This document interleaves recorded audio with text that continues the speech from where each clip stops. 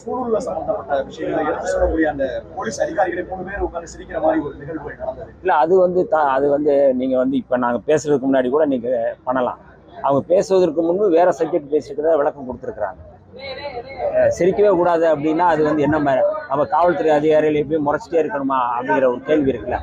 தொடங்குவதற்கு முன்பு அவர்கள் உரையாடிகளை பேசினாங்க, இந்த சப்ஜெக்ட்ல பேசலாம். இதான் சொல்றேன், இதுதான் அதீதமான குற்றச்சாட்டுன்னு சொல்றேன்.